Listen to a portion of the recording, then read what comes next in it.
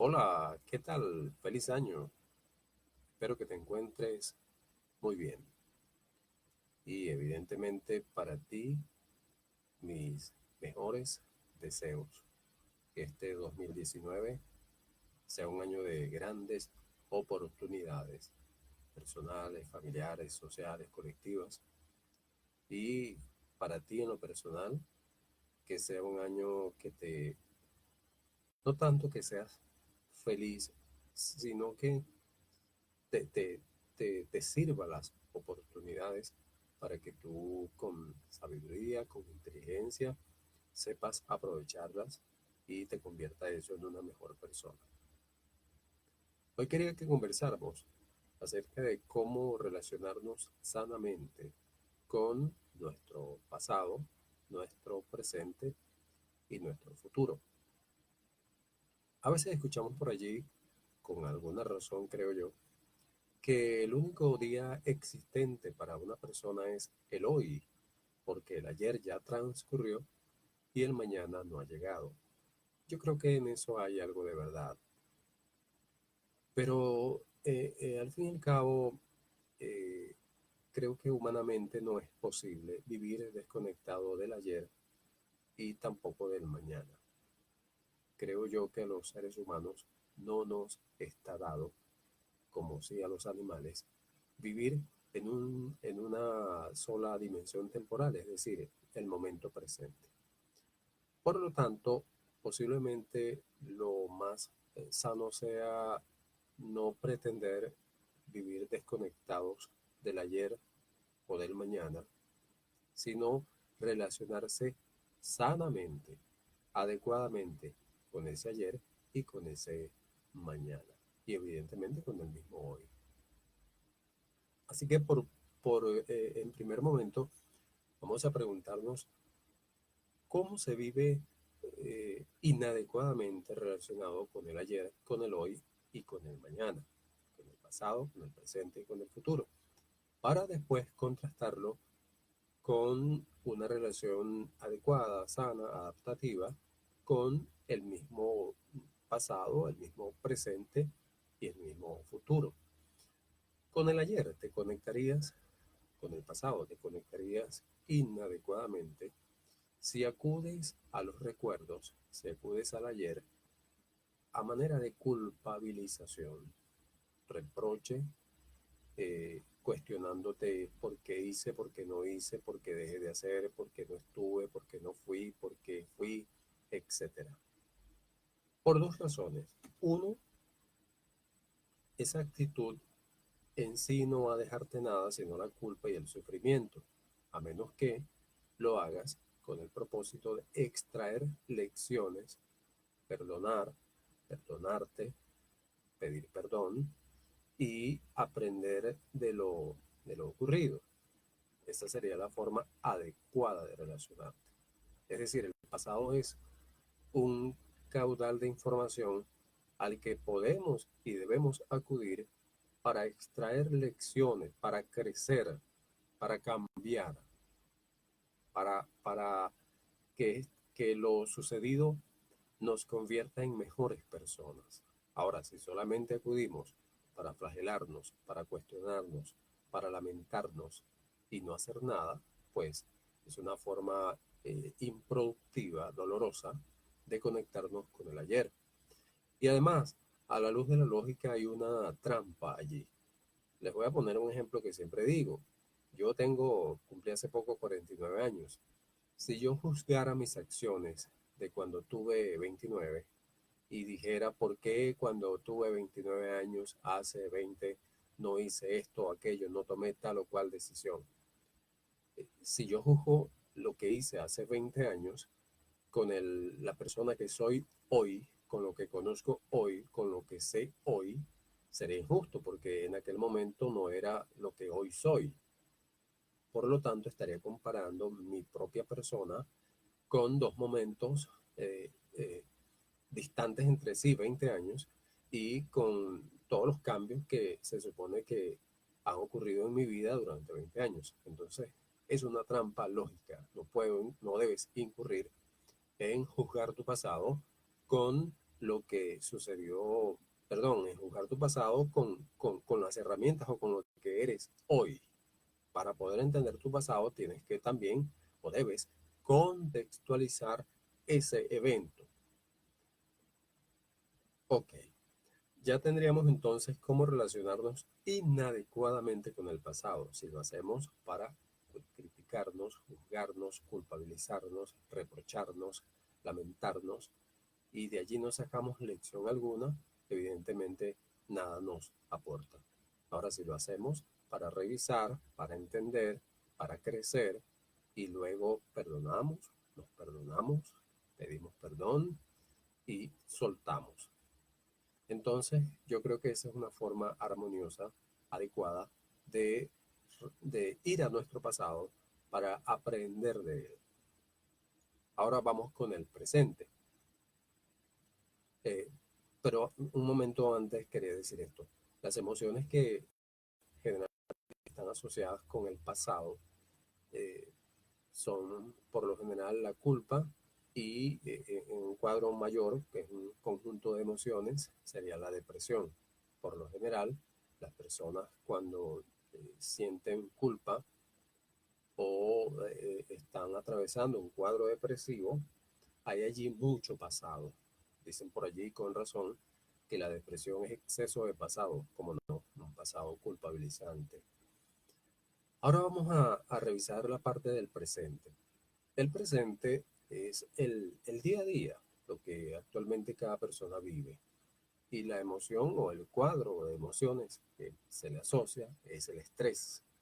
El estrés es un término de, proveniente de la física tomado a préstamo por la psicología y básicamente lo que significa es el conjunto de demandas que el ambiente exige o plantea a un ser vivo, a un elemento, ¿no? Pudiera ser también un ser inanimado. Un ejemplo básico es, imagínense que acá tengo una hoja de papel y la aprieto. Esa fuerza que estoy ejerciendo sobre esa hoja de papel se llama estrés en física. La psicología lo entiende como el conjunto de demandas ambientales que se le presentan a una persona en un determinado momento de su vida y a las cuales debe responder. Se produce la enfermedad cuando ya las respuestas no son suficientes para resolver la situación y cuando se prolongan en el tiempo la insuficiencia de esas respuestas.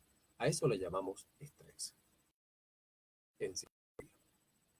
Ahora, ¿el estrés es adecuado? Sí, tanto es adecuado, porque el estrés nos moviliza, nos activa, nos motoriza, nos lleva a luchar, a actuar, a resolver situaciones. Cuando el estrés se convierte en enfermizo, en dañino, bueno, ya lo decía, cuando las respuestas ya no son suficientes, adecuadas, ya no resuelven las situaciones y cuando se prolonga su ineficacia, su ineficiencia en el tiempo. Allí es cuando proviene la enfermedad.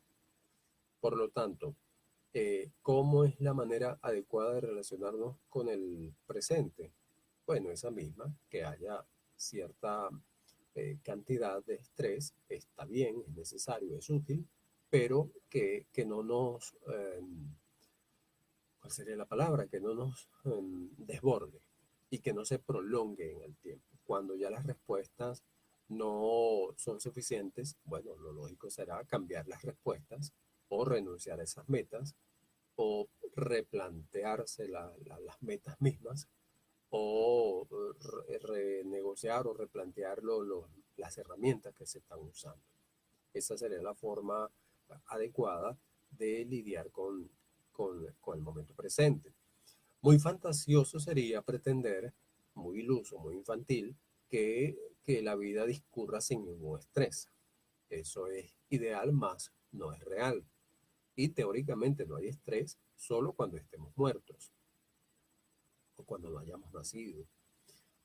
Entonces, entendamos que el estrés a cierto punto tiene una utilidad que hay que tomar en cuenta. Vamos a finalizar con cómo relacionarnos con el futuro, con lo que aún no es, con lo que no ha llegado. Y es cierto, En términos lógicos, uno se podría preguntar, bueno, pero ¿cómo es posible que algo que no ha sucedido me afecte? Bueno, sí es posible porque somos seres humanos y poseemos la capacidad, para bien o para mal, según lo usemos, de anticipar situaciones. La ansiedad es por lo general el sentimiento o la emoción que más se asocia con el futuro. ¿Por qué? Porque la ansiedad es una emoción que se deriva de los pensamientos que se orientan hacia situaciones que no han ocurrido, que podrían ocurrir, pero en todo caso no han ocurrido, y que se califican o clasifican en dos grandes grupos, aquellas que son deseables y aquellas que son no deseables. Hay la ansiedad. Yo soy enemigo de hablar eso de ansiedad negativa o positiva, porque al fin y al cabo son emociones y no hay emociones positivas ni negativas, solo son reacciones ante situaciones. Pero hay emociones, digamos, displacenteras, ansiedad displacentera, es decir, que no nos causa placer. Es porque tenemos miedo a situaciones que aunque no han ocurrido, podrían ocurrir. Y pudiéramos hablar de ansiedad placentera, es cuando imaginamos algo que queremos que ocurra que no ha ocurrido. Típico de los niños cuando están esperando ansiosamente la llegada del niño Jesús. Entonces fíjense cómo una es ingrata y otra es grata. Quizá eso tiene un poco más de sentido, ese tipo de clasificación. Ahora, ¿cómo relacionarnos con el futuro, con lo que no ha llegado? Bueno, yo siempre digo que una cosa es ser ansioso y otra es ser previsible. Una cosa es comportarse ansiosamente y otra con cierta inteligencia, con cierto realismo, planificar un futuro, que por supuesto no se tienen todas las variables bajo control, bajo el control de uno, pero uno debe con cierta responsabilidad y con cierto realismo también planificar un futuro. Cuando una persona se plantea un futuro, no está haciendo necesariamente, no está comportándose inadecuadamente. Ahora, cuando en esa planificación se inmiscuye desproporcionadamente la ansiedad, ya ahí no hay previsión, allí lo que hay es ansiedad. Entonces es distinta la ansiedad que la previsión. La ansiedad, insisto, es una emoción que se produce como consecuencia de pensamientos anticipatorios, tanto placenteros como displacenteros. Situaciones que no han ocurrido, que probablemente ocurran.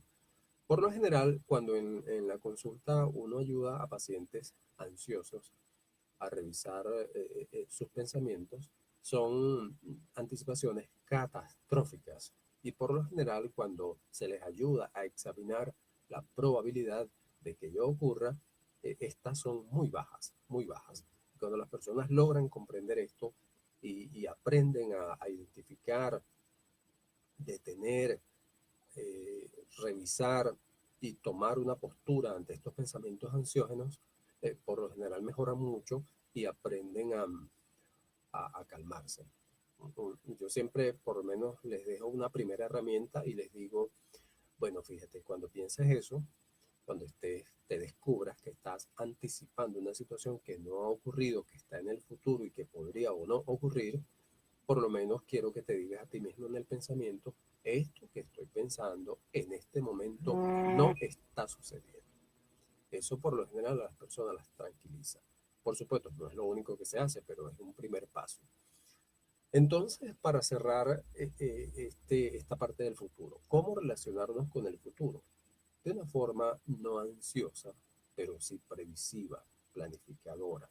Hay personas que les gusta hacer planes de vida, eso no está mal porque supone una hoja de ruta, un mapa, pero por supuesto, siempre considerando que muchas variables están fuera de control y que la probabilidad de que eso se cumpla exactamente como se ha escrito, se ha planificado, existe, pero no toda depende de nosotros. Hay elementos externos que la pueden afectar para bien o para mal y eso debemos considerarlo en nuestra ecuación. Entonces quise hoy conversar, amigo, amiga que me ves, que me escuchas, sobre cómo relacionarnos sanamente con el pasado, con el presente y con el futuro. Porque muchas veces leo por allí eh, viñetas, memes, artículos que nos dicen que solamente contamos con el hoy y que el ayer ni el mañana cuentan. Y yo creo que humanamente eso no es verdad. Existe un ayer, existe un hoy y existe un mañana que aunque materialmente no existe, existe en nuestra mente en forma de probabilidad.